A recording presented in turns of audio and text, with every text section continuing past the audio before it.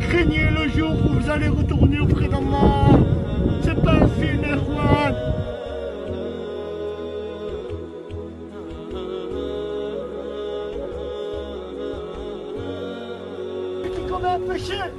Celui qui commet un péché, quel que soit ce péché, qu'il fasse de l'enterrement de notre frère,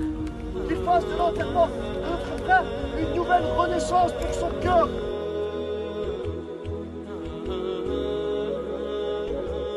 رب العالمين والصلاة والسلام الأتمان الأكملان على خير خلق الله أجمعين وعلى آله وصحبه ومن صار على نهجه واستنى بسنته إلى يوم الدين.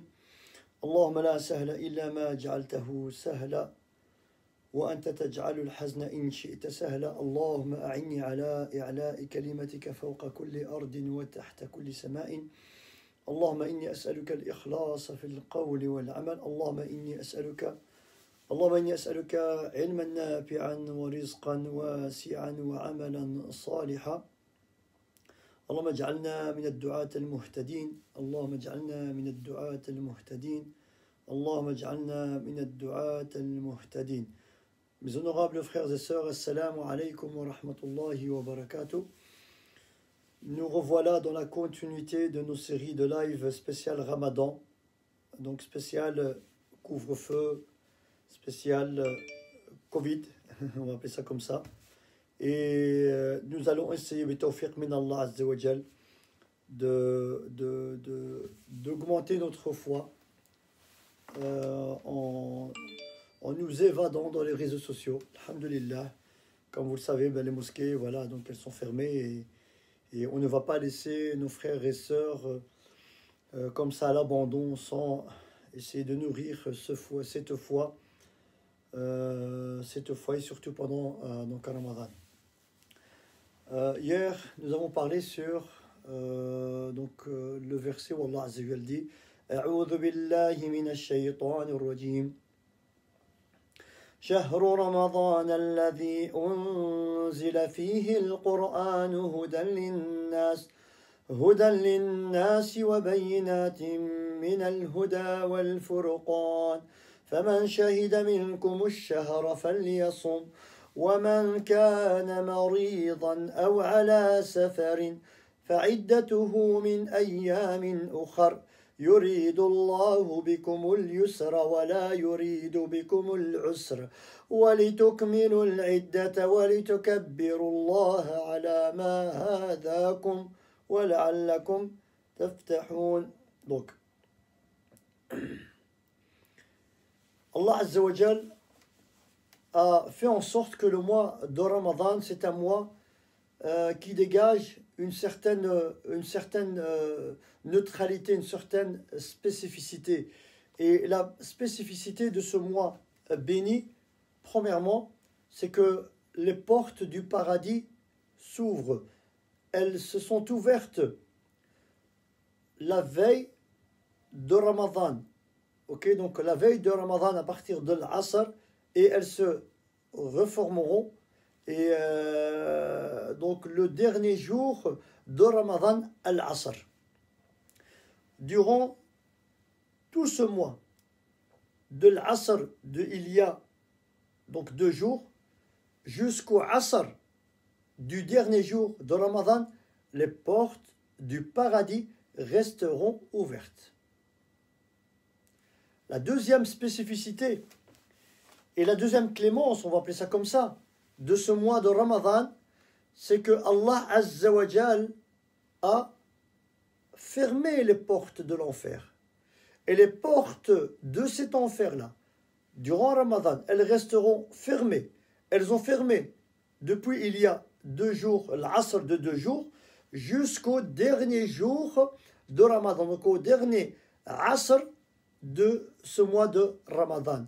Les portes de cet enfer-là, elles resteront fermées.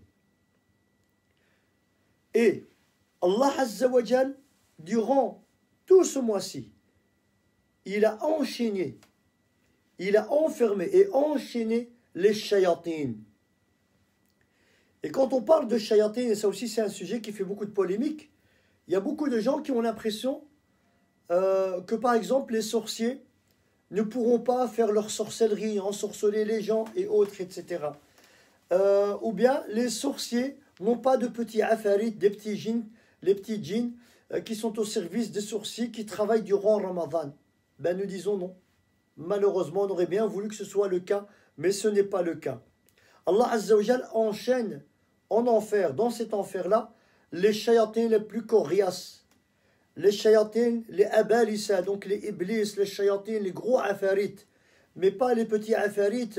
Et il y a aussi certains savants qui disent que, en réalité, ce ne sont même pas les shayatines en soi qui sont enchaînés, mais c'est le waswas que la personne a, qui diminue fortement pendant Ramadan. Donc qui diminue fortement pendant Ramadan. Mais nous disons et nous suivons l'avis qui dit que c'est vraiment les shayatines les plus coriaces qui sont enchaînés. Et même quand vous voyez durant les journées de Ramadan, l'ambiance qui règne autour de nous, elle est vraiment différente en dehors de Ramadan. En dehors de Ramadan, il y a pas mal de ondes négatives, on va appeler ça comme ça, des ondes négatives et qui viennent, subhanallah, alimenter la colère, les disputes, les tensions, etc., etc. Mais pendant Ramadan, subhanallah, il y a une atmosphère de sérénité, d'épanouissement, de calme, de tendresse, de douceur qui provient de Rabbil Alamin. Et c'est Allah Azza wa Jal qui le dit. شهر Ramadan, c'est un shahr de rahma, c'est un shahr où Allah Azza wa Jal fait descendre des anges. Alaykoum billah, quand les portes de l'enfer ferment et les portes du paradis restent ouvertes durant tout ce mois-ci, à votre avis, qu'est-ce qui se passe durant ce mois? Ou bien qu'est-ce qui se passe durant ces journées de Ramadan? Eh bien, il y a des anges qui viennent nous rendre visite, mais il y a encore autre chose vraiment très important durant Ramadan. Et ça, il est vraiment très très important de nous le rappeler quotidiennement. C'est que chaque soir, à l'heure de l'iftar, au moment où on va rompre le jeûne, Allah Azza wa Jal choisit et sélectionne des gens. Il sélectionne des gens et des personnes au moment de l'Maghrib. Et qu'est-ce qu'ils auront ces personnes-là? Qu'est-ce qu'ils auront ces gens-là, subhanallah? Ils seront préservés de l'enfer du Yawm al-Qiyamah. Je ne sais pas, Yakhwani, si vous êtes conscient, si vous êtes conscient de l'immense gratitude et l'immense honneur qu'Allah nous fait durant ce mois de Ramadan. Allah Azza wa Jalla ferme les portes de l'enfer. Il ouvre les portes de l'Jannah, subhanallah. Il enchaîne les shayatines. Et chaque soirée, durant toutes ces nuits-ci, il sélectionne Ya Fatima, Ya Mohammed, Aurélie, Ya François, venez, je vais vous inscrire, je vais inscrire votre nom dans la liste des gens qui ne rentreront pas en enfer. Subhanallah. La ilaha illallah. Et c'est pour ça que les savants, quand ils disent, si tu ne te fais pas pardonner pendant Ramadan, à quand le repentir? Si tu ne profites pas de cette opportunité, de cette occasion pour revenir vers Rabbil Alamin, à quand le repentir? Si tu as un vice, un fléau, un péché, toi qui fumes, mon frère, si tu n'arrêtes pas cette saloperie de cigarettes ou de joints ou cannabis ou les ballons ou toutes ces conneries-là, pendant Ramadan, tu vas arrêter cela quand ça, ya ukhti? Toi, mon frère, qui bois de l'alcool, qui a ce vice et qui n'arrête pas de boire, etc. Si tu n'arrêtes pas ce fléau, si tu n'arrêtes pas ce péché pendant Ramadan, quand tu vas l'arrêter? Ya akhi, ukhti, toi qui es ingrat vis-à-vis de tes parents, tu es mauvais vis-à-vis de tes parents. Si tu ne renoues pas avec tes parents, quand tu vas renouer avec tes parents? C'est une occasion, ya ahbabi. Toi, mon frère et ma soeur, qui chicane encore pour la prière, si tu ne pries pas pendant Ramadan, à quand la prière? À quand la prière? Toi, mon frère, ma soeur, toi qui avises, qui regarde Al-Haram, qui regarde des films ou des images obscènes, ya akhi, ya ukhti, si tu n'abandonnes pas ces saloperies-là pendant Ramadan, quand tu vas arrêter tout ça? Quand tu vas t'interdire tout ça? Ne sois pas guidé par tes passions, parce que tes passions à toi, mon frère, ma soeur, te mènera en enfer. Et la patience qu'Allah nous a donnée nous mènera vers le paradis. Les passions nous mèneront en enfer. On ne doit pas réfléchir de par nos passions. On ne doit pas être télécommandé de par nos passions et nos plaisirs et nos désirs. Parce que toutes ces choses-là, ahbab el-kiram, c'est ce qui a fait sortir Adam de l'Jannah. C'est ce qui a fait sortir Adam de l'Jannah. C'est en suivant ce plaisir, cette passion, son désir, lorsqu'il a mangé de la pomme de cet arbre que Allah lui avait interdit. Et Ash-Shaytan fawaswasa. Donc Ash-Shaytan est venu en forme d'insufflation satanique, de waswas, de murmure, jusqu'à ce que Adam alayhi salam a mangé de cette pomme-là. Et c'est ce qui fait qu'au jour d'aujourd'hui, on vit ici sur terre. Donc ahbab el-kiram, Ramadan, c'est une école, c'est ce que je disais hier, subhanallah. C'est une école. Toi, mon frère, ma soeur, qui ne prie pas encore, tu ne pries pas encore. Ou peut-être que tu pries que pendant Ramadan. Tu pries que pour Ramadan. Et après le Ramadan, on revient comme on était auparavant. La personne qui agit de cette manière-là, la personne qui pense de cette manière-là, je lui dis que tu n'as vraiment rien compris du message de Ramadan. Parce que le message de Ramadan, ce n'est pas de se priver de la faim, de la soif et de rapports charnels, et ça s'arrête là. Non, Allah Azza wa Jal n'a pas besoin de nous qu'on jeûne que de la faim, de la soif et le rapport charnel, et ça s'arrête là. Non, il a besoin de nous qu'on jeûne de par la faim, donc de s'abstenir de manger, de boire, d'avoir donc des rapports charnels, donc des rapports conjugaux. Il nous a interdit, ou bien il nous a demandé de préserver nos regards. On doit jeûner de par nos regards. On doit jeûner de par notre langue. On doit jeûner de par notre cœur. On doit jeûner de par notre comportement. Ça, c'est le jeûne du prophète Mohammed sallallahu alayhi wa sallam. Ça, c'est le jeûne des compagnons Abu Bakr wa Umar wa Uthman wa Ali. Ça, c'est le jeûne de nos salaf as-salih, de Fudayl ibn Iyad, de Omar ibn Abdel Aziz, et la liste elle est longue. Ça, c'est le jeûne de ces gens qui ont compris la valeur et l'importance de Ramadan. Et c'est pour cela, mon frère et ma soeur, que je dis et que je redis que Ramadan, c'est une école. On rentre dans cette classe d'école et on apprend et on se réforme et on se redonne une certaine rééducation. Et puis voilà, on se remet en question et on fait un petit bilan de ce qui s'est passé l'année passée jusqu'au jour d'aujourd'hui. Et on se pose des questions. Est-ce que tiens, Allah il est content de moi? Est-ce que Allah il est satisfait de moi? Est-ce que j'accomplis mon devoir en tant que musulman comme il se doit? En tant que musulmane comme il se doit? Est-ce que j'accomplis mon devoir en tant qu'époux comme il se doit? En tant qu'épouse comme il se doit? Est-ce que j'accomplis mon devoir en tant que maman comme il se doit, en tant que papa comme il se doit? Est-ce que j'accomplis mon devoir en tant qu'employeur comme il se doit vis-à-vis de mes employés? Est-ce que j'accomplis mon devoir comme il se doit dans ma boutique, dans mon commerce, à la mosquée, dans mon quotidien, avec les gens qu'Allah a mis sous ma responsabilité? Est-ce que j'accomplis mon devoir? Ça, c'est Ramadan, ya ahbab el-kiram. Ça, c'est Ramadan. Mais ce n'est pas de remplir nos tables pendant Ramadan, remplir nos tables de toutes sortes de nourriture et de plats que tu n'as pas mangé depuis 10 ans. Et pendant Ramadan, tu les retrouves là, subhanallah. C'est un moyen de privation. Même si Allah te l'a permis, même si Allah t'a permis de manger certaines choses qui te sont permises, alors fais-toi une espèce de privation. Tu vas te priver de ce que Allah t'a permis. C'est ce que Cheikh Al-Dadawi Shinqiti, hafidahullah, donc c'est le savant des savants.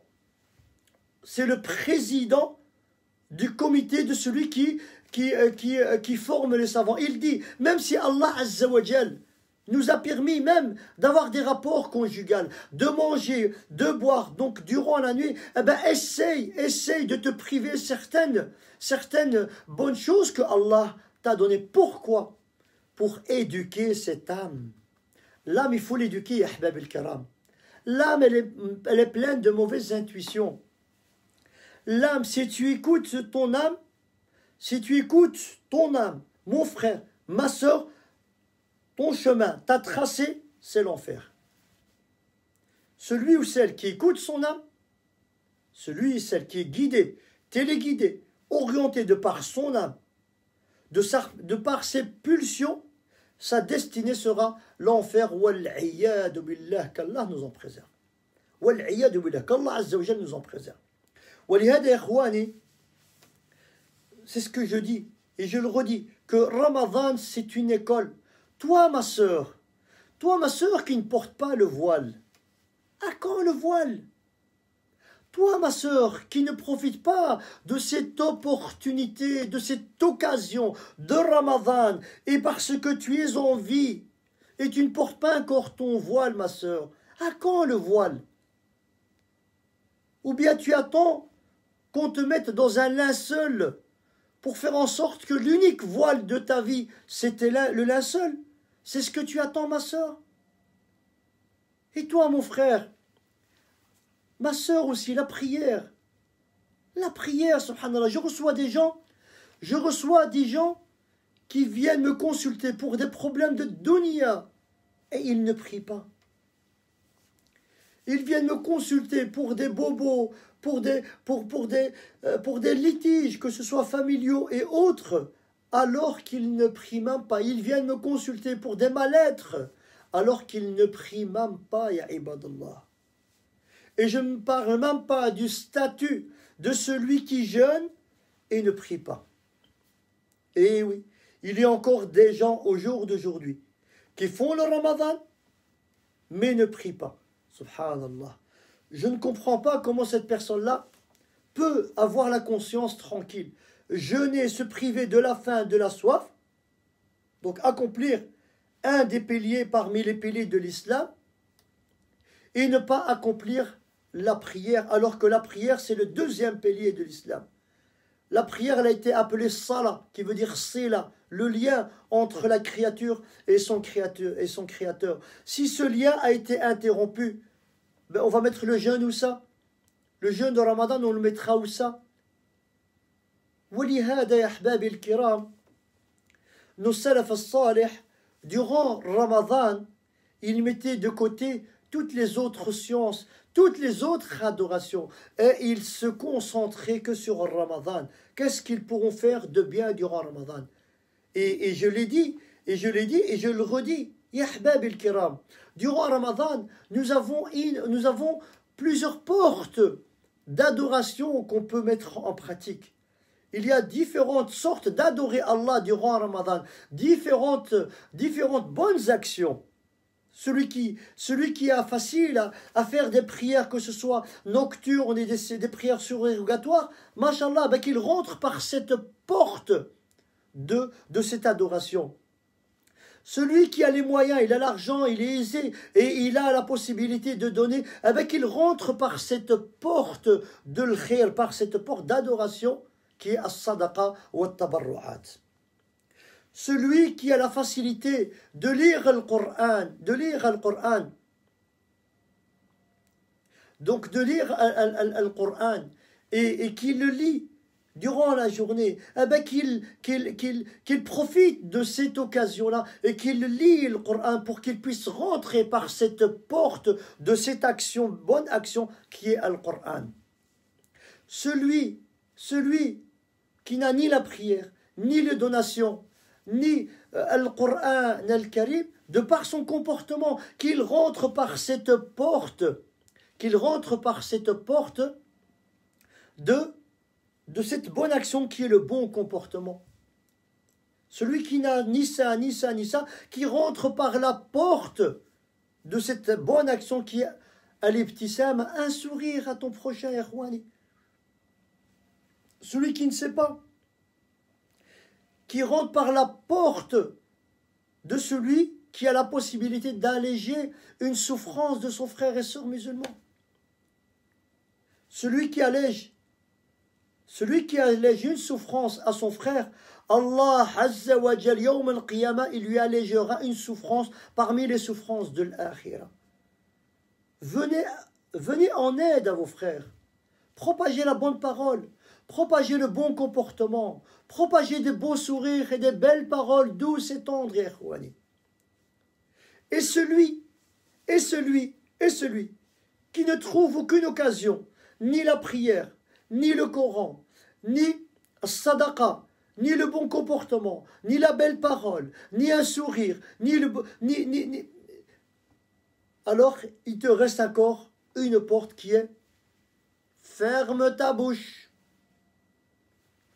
Cette langue, éduque-la, ferme ta bouche, maintiens-toi de dire du mal, de la calomnie, de la médisance, insulter, rabaisser, dénigrer, humilier, montrer du doigt, et voilà il a fait, il n'a pas fait, il a dit, il n'a pas dit, suivre les défauts des autres.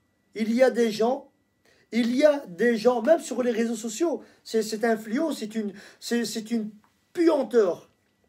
Il y a des gens qui se connectent sur les réseaux sociaux, pas pour augmenter la foi, pas pour apprendre sa religion, pas pour essayer de comprendre certaines choses, mais il est là, comme moi je les appelle en mode sniper. Ah, il a fait une erreur. Ah, il a dit. Ah, il a fait. Ah, j'ai entendu. Ah, et puis voilà. Et puis, subhanallah. Ya akhi, ya akhi, ya akhi, ya akhi, ya ukhti. Nous avons, alhamdulillah, nous avons une belle religion qui est tout un enseignement, ya akhwani. Notre religion n'a pas été révélée en une heure ou en une journée, akhwani. C'est plus de 23 ans de révélation, de réforme, d'éducation. Il y a eu des générations qui sont venues auparavant, il y aura d'autres générations qui viendront après nous. Comment on peut propager la bonne parole? Comment on peut orienter les gens vers le bon comportement, vers le chemin de la sérénité, le chemin de l'épanouissement, le chemin de l'islam du juste milieu, ya ikhwani, ya ahbabi. C'est à travers quoi? C'est à travers l'éducation. C'est à travers l'éducation. Et on se doit tous de faire cet effort-là. Et le Ramadan nous rappelle que c'est un mois d'éducation. Je me redonne une certaine rééducation. C'est tarbiya, tarbiyatun nafs. L'éducation de nafs, c'est vraiment primordial. C'est vraiment primordial. Mon frère, ma soeur, est-ce que tu es satisfait de toi de rester comme tu es là maintenant, comme ça à vie? Ma soeur, est-ce que tu es satisfaite de comme tu es là maintenant, au jour d'aujourd'hui, et tu vas tirer toute ta vie comme ça jusqu'à ce que tu vas rencontrer Allah Azza wa Jal? Le papa, est-ce que tu es satisfait de ton niveau, de ta situation actuelle? Est-ce que tu es prêt à faire ce voyage-là de rencontrer Rabbil Alamin? Je suis sûr et certain, et je suis le premier à vous répondre, je ne suis pas satisfait. Mais pas du tout. Je suis à côté de la plaque, je suis même très loin. Qu'Allah nous vienne en aide. Mais si je ne fais pas ce travail-là de réflexion, d'éducation, de rééducation, aujourd'hui, pendant qu'il en est encore grand temps, où j'ai encore la possibilité de changer beaucoup de choses, de renouer avec Rabbil Alamin, de renouer avec ma prière, de renouer avec Ramadan, de renouer avec le Coran al-Karim, de renouer avec la sadaqa, de renouer avec les parents, de renouer avec mes conjoints, de renouer avec mes enfants, de renouer avec mes voisins, de renouer avec tout le monde. À quand? À quand, ya ikhwani? Est-ce qu'il n'y en a pas marre de jeûner un mois de Ramadan traditionnellement? Le quotidien qui vient, et puis voilà. L'année passée, c'était comme cette année-ci, et cette année-ci sera comme l'année prochaine. Et puis voilà, subhanallah, nous avons accompli le Ramadan. Il viendra le Eid, les gâteaux de Eid, les petits cadeaux, etc. Et puis, on tourne la page, ou bien on met le dossier Ramadan dans un dossier archive jusqu'à Ramadan de l'année prochaine. Et c'est ça le Ramadan? Hada huwa Ramadan. Est-ce que c'est ça le Ramadan de notre Nabi, de notre prophète sallallahu alayhi wa sallam? Est-ce que c'est ça le Ramadan de nos compagnons Ridwanullahi alayhim. Est-ce que c'est ça le ramadan que vivaient nos prédécesseurs, nos salafs? Est-ce que c'est ça le ramadan que vivent nos savants? Est-ce que c'est ça le ramadan que vivent nos pieux? Non. Vous savez que pendant Ramadan, à l'époque du prophète sallam et des compagnons, ou bien je dirais, les plus belles conquêtes qui ont été prises en islam, c'est fait durant Ramadan. La pauvreté, la sécheresse, la chaleur, la canicule, le désert, la soif, la faim. Et malgré tout cela, les meilleures conquêtes inscrites dans les livres de Tariq, elles ont été eues pendant Ramadan. Et nous, hier on a jeûné, aujourd'hui c'est le deuxième jour, c'est des journées qui sont assez courtes. Vient l'heure de l'Asr, on est vraiment épuisé. Comme si on avait déménagé je ne sais pas quoi, et qu'est-ce qu'on a fait, subhanallah. Mais bon, alhamdulillah, on n'est pas là pour critiquer, on n'est pas là, c'est loin de là, wallah ikhwan, je ne suis pas meilleur que vous, au contraire, je dirais peut-être que je suis pire que vous. Walakin, cette âme, ce corps, ce cœur, ce cerveau a besoin de combustible, a besoin d'une mise à jour, a besoin d'un entretien. On a tous des voitures. Et dans ces voitures, il y a un moteur. Ce moteur-là, une fois à deux fois par an, on va chez le mécano. Il nous fait un petit entretien, il change l'huile, le filtre à air, le filtre à mazout, etc., etc. Et ça, c'est du métal. C'est une voiture qui est faite que de pièces en métal. Et qu'est-ce qu'on doit dire de ce cerveau-là, de ce cœur, de cette âme? Vous pensez que ces trois organes-là n'ont pas besoin d'un entretien, d'une remise en question, d'être secoués, de verser un bon seau d'eau avec de la javel ou des détols pour retirer toutes ces saletés, pour retirer toutes ces maladies qui nous pestent la vie, qui nous pourrit la vie? Et c'est ça le but de Ramadan. Et c'est ça le but de Ramadan. C'est de se réformer. 30 jours, Erwan. Entre 29, je dirais 29 jours. Nous avons 29 jours pour réformer. Remise en question. Repentir. Renouer avec Rabbi à travers la prière avant tout. Renouer avec Rabbi al-Alamin à travers le Coran. Renouer avec Rabbi al-Alamin à travers la bonté et la bienfaisance des parents. Renouer avec Rabbi al-Alamin pour renouer les liens de famille. Les liens de famille. Mon frère, ma sœur, imagine-toi, il y a des gens encore aujourd'hui qui jeûnent, qui prient, qui font toute une série d'actes d'adoration. Ils prient peut-être mieux que vous et moi. Ils jeûnent peut-être mieux que vous et moi. Ils lisent le Coran peut-être mieux que vous et moi. Ils passent des nuits tout entières à faire des prières nocturnes mieux que vous et moi. Ils font je ne sais pas combien de sadaqat mieux que vous et moi. Ils ont le meilleur des comportements avec je ne sais pas combien de gens mieux que vous et moi. Ils prennent soin de l'orphelin mieux que vous et moi. Ils ont un comportement irréprochable mieux que vous et moi. Mais, une seule chose peut faire tomber tout ce que je viens de citer. Une seule chose. An-Nabi sallallahu alayhi wa sallam dit Qata'a Allahu qati'atur rahim. Celui qui brise le lien de parents, le lien de sang, frères et sœurs, Allah coupera cette relation. Et quel que soit l'acte d'adoration que tu fais, mon frère, sache que ce n'est pas complet. Elle ne sera pas complète. Et il est fort probable aussi qu'elle ne sera pas acceptée par Rabbil Alamin. Parce que tu as sauté une étape. Tu as coupé ce lien entre toi et Rabbil Alamin. Qata Allah, qata'a qui veut dire couper. Qata Allahu qati'atur rahim. Celui qui brise cette relation, Allah brise ou bien coupe cette relation entre lui et ses créatures. Et Allah Azza wa Jal le dit dans le Coran. Et nous lisons cette sourate-là, je ne sais pas combien de fois par jour, à chaque prière, à chaque rak'at. Alhamdulillahi Rabbil Alamin. Ar-Rahman Ar-Rahim. La première signification qui veut dire le miséricordieux, le très miséricordieux. Ar-Rahman.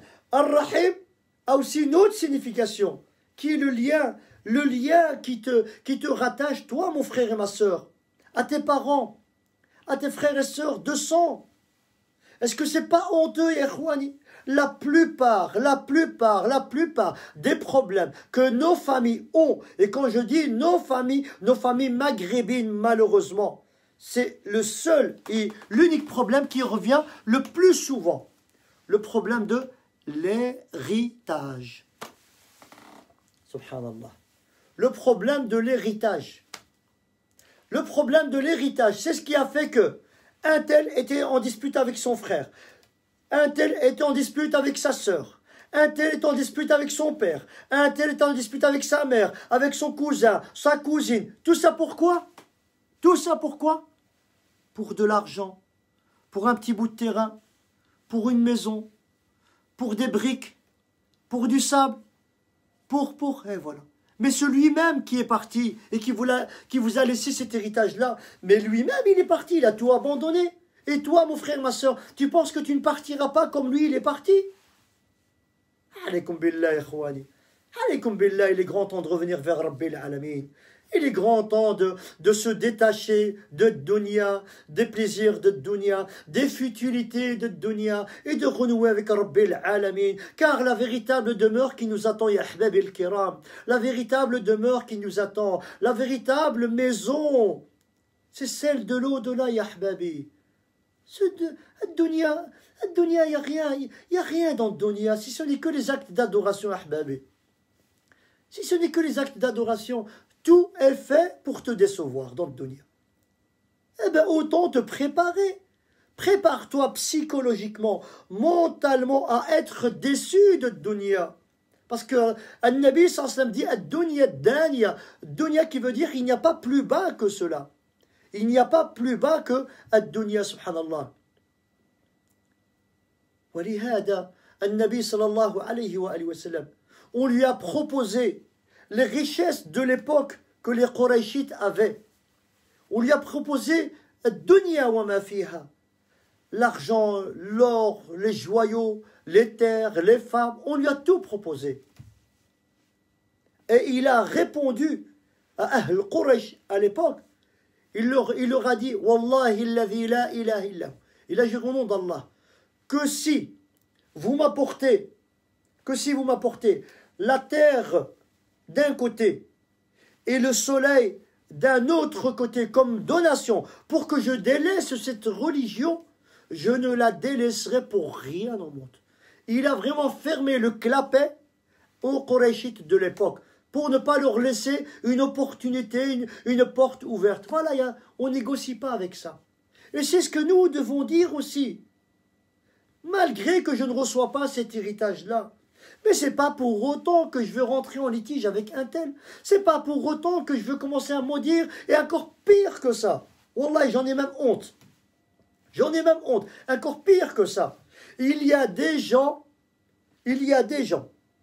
qui n'ont pas reçu ce qu'ils espéraient recevoir comme héritage. Et pour se venger, qu'est-ce qu'ils font? La sorcellerie.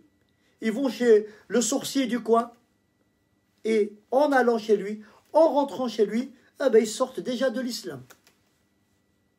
Et en demandant certaines choses à ce sorcier-là, double confirmation qu'ils sortent de l'islam. En allant et en écoutant ce sorcier, et en prenant ce que ce sorcier va leur donner, il a confirmé sa sortie complètement de l'islam. Wal-iyadu billah.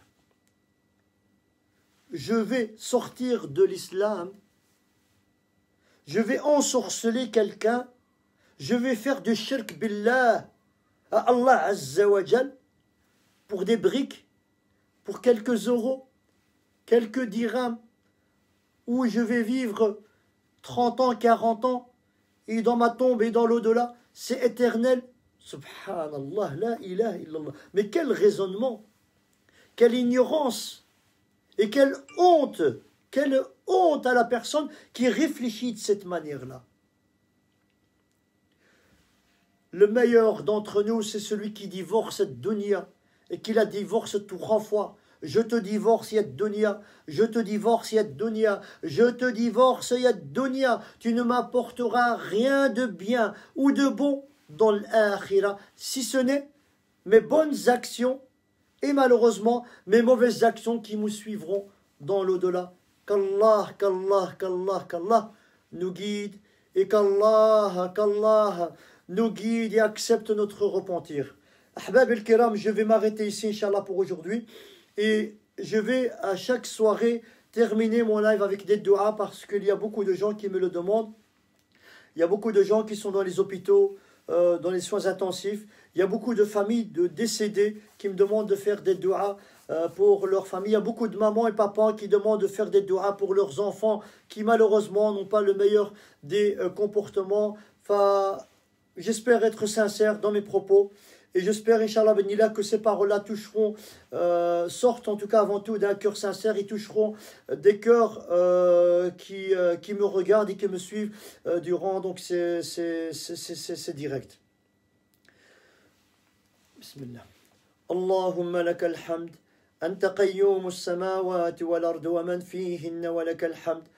أنت حق ووعدك حق ولقاؤك حق والنبيون حق ومحمد صلى الله عليه وسلم حق اللهم لك أسلمنا وبك آمنا وعليك توكلنا وإليك أنبنا وبك خاصمنا فاغفر لنا ما قدمنا وما أسررنا وما أعلنا وما أنت أعلم به منا أنت المقدم وأنت المؤخر لا إله إلا أنت اللهم اهدنا واهد بنا واجعلنا سببا لمن اهتدى اللهم اهدنا واهد بنا واجعلنا سببا لمن اهتدى اللهم وفقنا لما تحبه وترضى اللهم إنا نسألك حبك اللهم إنا نسألك حبك وحب من يحبك وحب كل عمل يقربنا إلى حبك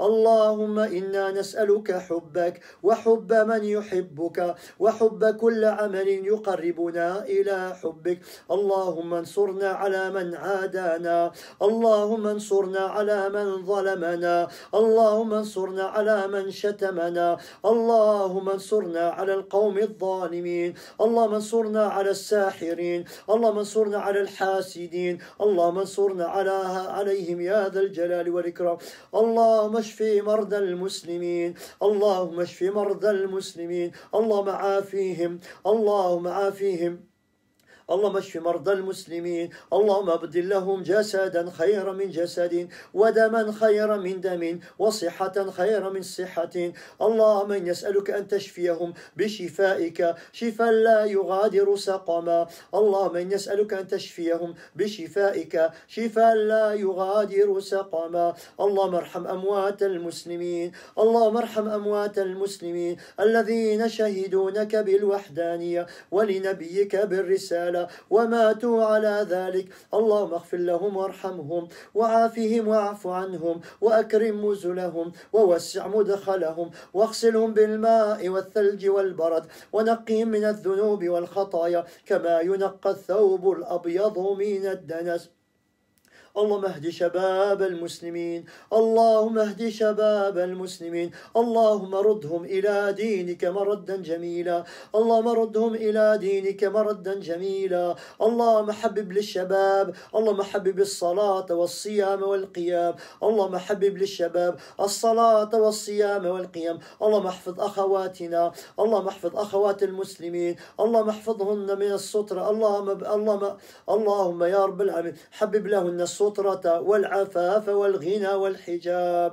اللهم احفظ أخواتنا، اللهم احفظ أخواتنا، اللهم احفظ والدينا، اللهم بارك لوالدينا، اللهم بارك لوالدينا، اللهم ارحمهم كما ربواني صغيرا، اللهم ارحمهم كما ربياني صغيرا. اللهم اقض عنهم ذيونهم، اللهم اقض عنهم حوائجهم، اللهم اقض عنهم حوائجهم. اللهم بارك لهم في أعمارهم، اللهم بارك لهم في صحتهم، اللهم بارك لهم في أموالهم. اللهم تجاوز عنا وعنهم، اللهم تجاوز عنهم يا ذا الجلال والإكرام. اللهم من كان منهم حيا فبارك لهم في أعمارهم، ومن كان منهم ميتا اللهم أبدل لهم دارا خيرا من دار، وأهلا خيرا من أهل، واجمعنا معهم في الفردوس الأعلى يا ذا الجلال والإكرام يا أرحم الراحمين يا رب العالمين. اللهم اقض عنا ديوننا، اللهم اقض عنا ديوننا، اللهم فرج عنا همومنا، اللهم نفس عنا كروبنا، اللهم نفس عنا كروبنا، اللهم نفس عنا كروبنا. اللهم عليك بإخواننا المستضعفين، اللهم إن عليك بإخواننا المستضعفين في فلسطين وسوريا واليمن. اللهم انصرهم على أعدائك وأعدائهم، اللهم انصرهم على أعدائك وأعدائهم. اللهم وفقنا لما تحب وترضى. اللهم اجعلنا من عتقائك من النار في هذه الأيام المباركة، في هذه الليالي المباركة. اللهم اعتق رقابنا من النار، اللهم اعتق رقابنا ورقاب آبائنا وأمهاتنا وإخواننا وأخواتنا من النار. اللهم هذا الدعاء وعليك التكلان، ولا حول لنا ولا قوة لنا إلا بك، لا حول لنا ولا قوة لنا إلا بك. حسبنا الله ونعم الوكيل، حسبنا الله ونعم الوكيل، حسبنا الله ونعم الوكيل. اللهم جنبنا من كورونا، اللهم احفظنا من كورونا، اللهم احفظ كورونا منا ومنها، اللهم احفظنا من كورونا، اللهم أبعدنا من كورونا. اللهم من كان مريضا بكورونا اللهم إن نسألك أن تعجل شفاءه، اللهم إن نسألك أن تعجل شفاءه، اللهم إن نسألك أن تشفيه بشفائك شفاء لا يغادر سقما. اجعل كل هذا المرض والتعب في ميزان حسناتي. اللهم من مات بهذا الوباء، اللهم من مات بهذا الوباء اللهم تقبله شهيدا عندك، اللهم ارفعه الدرجات عندك، اللهم اللهم ارفعه بالدرجات عندك يا رب العالمين. اللهم اجمعه مع إخوانه وأخواته في الفردوس الأعلى يا ذا الجلال والإكرام يا أرحم الراحمين يا رب العالمين.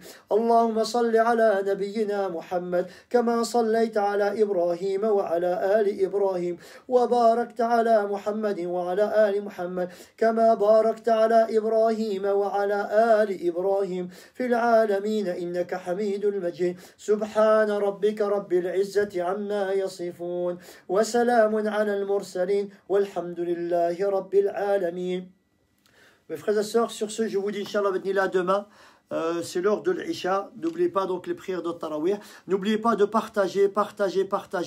Et on se dit à demain. Barakallahu fikum.